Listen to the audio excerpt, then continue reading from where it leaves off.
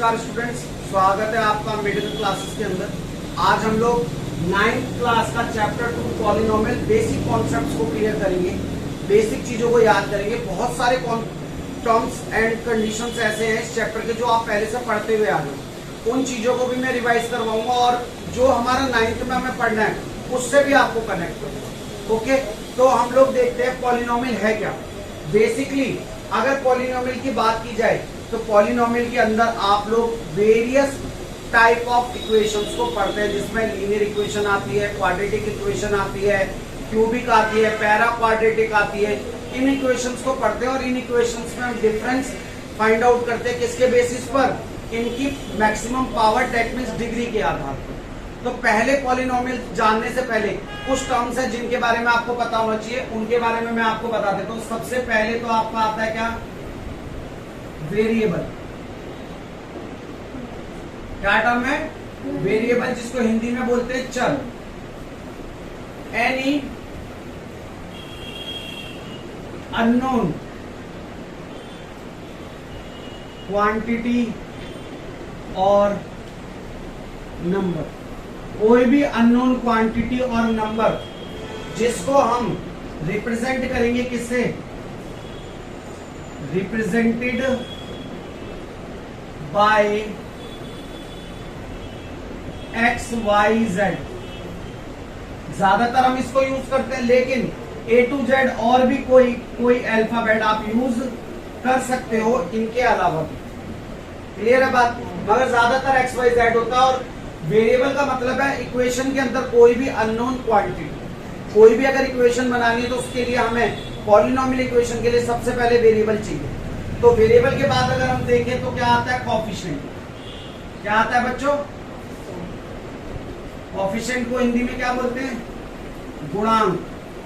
क्या कहते हैं बच्चों, अब ये जो गुणांक है, ये जो गुणांक है ये क्या है, any constant number which multiply with variable। ऐसा कोई भी नंबर, कोई भी कांस्टेंट अचर पद, कोई भी ऐसा नंबर जो मल्टीप्लाई हो रहा हो वेरिएबल के साथ, उसको हम क्या बोलते हैं, उसका कोएफिशिएंट। जैसे एग्जांपल के लिए आप देख सकते हो बच्चों, 2x, इसके अंदर 2 क्या है, कोएफिशिएंट है। 5y स्क्वायर, 5 क्या है, कोएफिशिएंट है। 6z, इसमें 6 क्या है, कोएफिशिएंट है। बेसिकली ये लिखे ऐसे 2x, लेकिन मैं चाहूं तो इसको मैं ऐसे भी लिख सकता हूं 2 इंटू में 5y स्क्वायर, ऐसे भी लिख सकता हूं 5 इंटू में y। यानी कि आपको ये याद रखना है, कोएफिशिएंट और गुणांक हमेशा किसमें होता है, वेरिएबल के साथ, मल्टीप्लाई में। किसमें होता है, मल्टीप्लाई में। उसके बाद आता है आपका थर्ड पार्ट, जिसको हम बोलते हैं कांस्टेंट या फिर अचर पद। क्या बोलते हैं, कांस्टेंट या अचर पद। ये क्या है, any constant number from 1 to infinity। 1 से लेकर इंफिनिटी तक कोई भी नंबर जो आप यूज कर रहे हो उसको हम क्या बोलते हैं, कांस्टेंट बोलते हैं। इन तीनों को मिलाकर हमारी क्या बनती है, एक पॉलिनोमियल इक्वेशन डेवलप होती है। पॉलिनोमियल इक्वेशन डेवलप होती है, that means coefficient multiply variable plus constant. इनको मिला दोगे तो आपका एक पॉलिनोमियल इक्वेशन बनके तैयार हो जाएगा। मैं बार बार बोल रहा हूँ पॉलिनोमियल। अगर पॉलिनोमियल की एक जनरल इक्वेशन देखी जाए तो जनरल इक्वेशन क्या होती है बेटा, अच्छा जनरल इक्वेशन की जरूरत क्या है भाई, पॉलिनोमियल इक्वेशन तो इतनी सारी हैं, इतनी सारी इक्वेशन को हम याद रख सकते हैं। कोई तरीका है इतनी सारी इक्वेशन को याद रखने का, तो हमने उसके लिए एक जनरल इक्वेशन बना ली है। हम उससे कंपेयर करते हैं और हमें चीजों के बारे में पता चल जाता है। तो वो इक्वेशन क्या है, an x की power n plus an minus 1 x की power n minus 1 plus dash dash dash a की पावर a1 x प्लस a0, this will be your polynomial general equation.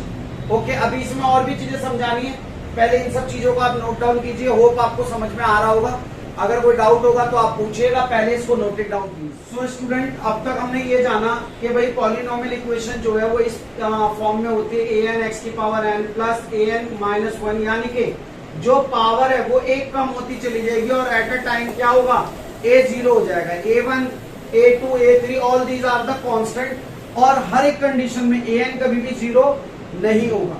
अब एक चीज यहाँ पे समझनी बहुत जरूरी है आप लोगों के लिए, दो टर्म्स आपको पता होना चाहिए, एक डिग्री,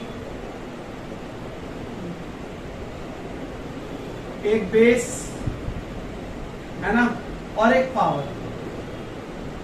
देखो बच्चों, अगर मैं यहां पर एक नंबर लिखता हूं 2x की पावर 3, तो याद रखना 2 क्या है, कोफिशिएंट है। क्या है, कोफिशिएंट यानी कि गुणांक। मैंने अभी आपको डेफिनेशन में लिखवाया कि वो नंबर जो वेरिएबल के साथ गुणांक में लिखा हो, गुणा में लिखा हो, वो कोफिशिएंट या गुणांक कहलाता है। अब ये जो ऊपर लिखा हुआ है, ये इसको हम बोलते हैं बेटा पावर। क्या बोलते हैं, पावर। और ये जो नीचे है इसको क्या बोलते हैं, बेस। अगर डिग्री की अलग से बात करूं तो बेटा डिग्री क्या है, maximum power of equation, maximum power of equation. किसी भी इक्वेशन की मैक्सिमम पावर जो होती है, अधिकतम घात, उसी को हम क्या बोलते हैं, डिग्री बोलते हैं। क्लियर है बात? आई थिंक आपको ये सारी चीजें समझ में आई होंगी। मैं दोबारा बता देता हूँ, वेरिएबल के साथ जो भी नंबर मल्टीप्लाई में होगा वो कोफिशिएंट कहलाएगा, जो नीचे लिखा है वो बेस, जो उसके ऊपर लिखा हुआ है वो पावर, और डिग्री के लिए हम मैक्सिमम पावर देखते हैं। अब वी हैव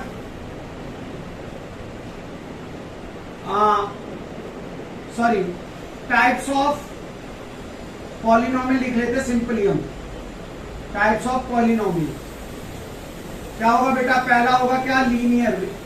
क्या होगा, लीनियर इक्वेशन या लीनियर पॉलिनोमियल इक्वेशंस। इसके अंदर क्या होगा बेटा, जो डिग्री है इक्वेशन की, जो डिग्री होगी वो हमेशा क्या होगी बेटा, 1 के बराबर।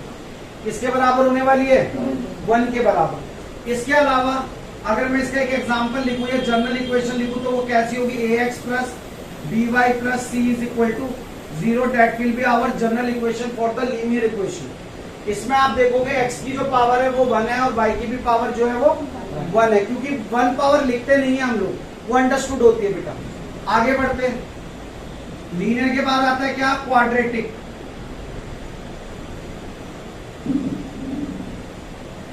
क्वाड्रेटिक इक्वेशन,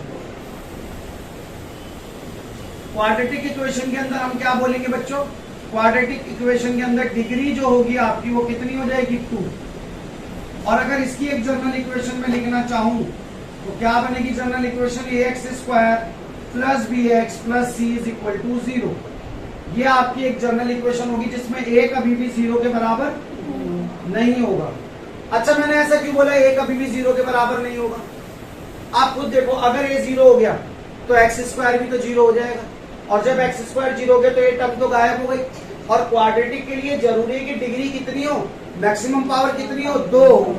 और अगर यही टर्म हट गई तो 2 पावर बचेगी क्या इक्वेशन में, होगी। जब होगी नहीं तो फिर वो क्वाड्रेटिक इक्वेशन भी नहीं रहने वाली। इसीलिए a 0 नहीं होगा किसी भी हालत में, यानी कि x स्क्वायर का जो कोफिशिएंट है, जो गुणांक है, वो कभी भी 0 नहीं होगा।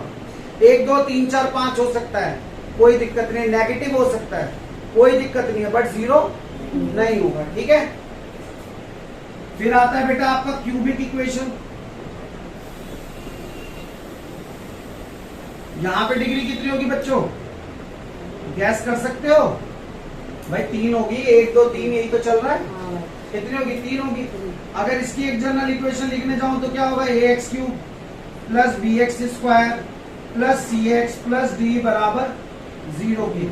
And here we have the same condition, a is not equal to x cube की जो पावर है वो कभी भी 0 नहीं होगी। इसके अलावा पैरा क्वाड्रेटिक भी होता है, वो मैं आपको नहीं बता रहा हूँ, ये 3 आपको पता होनी चाहिए। इसके बाद हम लोग जानते हैं कि किसको बोलते हैं जीरो पॉलीनोमियल। और उसके बाद हम लोग एक्सरसाइज करना शुरू करेंगे।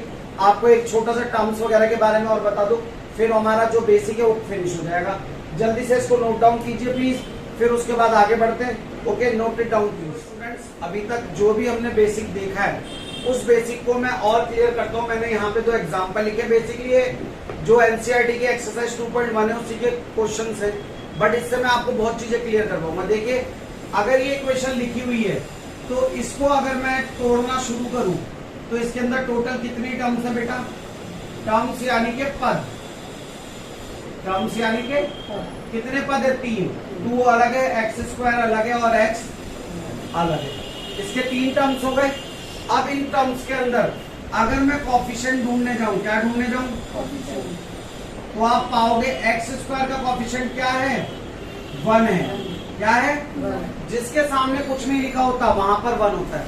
याद रखना, 1 और प्लस मैथ के भगवान जी हैं। जहां होते हैं वहां तो दिखाई देते हैं, जहां नहीं होते वहां पर भी ये प्रकट हो जाते हैं। तो यहाँ पर कुछ नहीं है, यानी कि यहाँ पे क्या आएगा?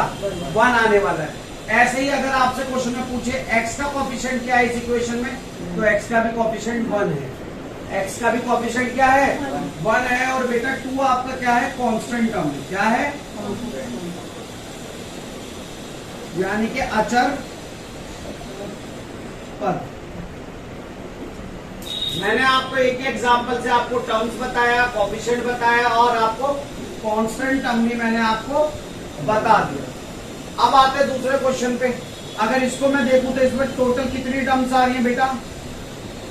यानी कि पद कितने आ रहे हैं बताओ? 2। एक तो है π/2 x² और एक है x। ये 2 टर्म्स हमें दिख गई। अब इसके अंदर अगर मैं कॉफिशिएंट की बात करूं, किसकी बात करूं, तो वो क्या है? π/2। x² के साथ कोई भी कांस्टेंट चीज जो है वो आपकी क्या कहलाती है? कॉफिशिएंट कहलाती है। और यहाँ पे कॉफिशिएंट क्या है? 1। अगर यहाँ पे कांस्टेंट टर्म की बात की जाए तो क्वेश्चन के अंदर कांस्टेंट टर्म है ही नहीं। तो कुल मिला के आज मैंने आपको इस चैप्टर के बेसिक बताया, मैंने वेरिएबल बताया, कॉफिशिएंट बताया, कांस्टेंट टर्म बताया, पॉलिनोमियल की जनरल इक्वेशन दी, लीनियर, क्वाड्रेटिक, क्यूबिक इक्वेशंस की जनरल इक्वेशन और उनके बीच का डिफरेंस आपको समझाया।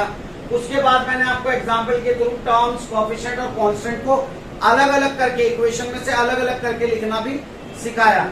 आज के लिए इतना ही करूंगा। इस बेसिक की जो वीडियो ये जो मैं बना रहा हूँ इसको आप जितना हो सके बार बार देखिए, जो कि जब मैं शुरू करूं एक्सरसाइज 2.1 तो आप उसको तुरंत जवाब कर पाए। और फिर भी अगर आप घर पे ट्राई करेंगे तो और अच्छा लगेगा, क्योंकि मैंने बेसिक तो डाल ही दिया है। इसी के साथ पढ़ते रहिए, स्वस्थ रहिए, अपने आसपास अपनी जो भी चीजें हो रही हैं उनसे कुछ ना कुछ एजुकेशन मिलती है उसको लेते रहिए और जिंदगी में नई एनर्जी के साथ आगे बढ़ते रहिए। धन्यवाद। इसी के साथ लाइक सब्सक्राइब करना ना भूलें। जय हिंद, जय भारत।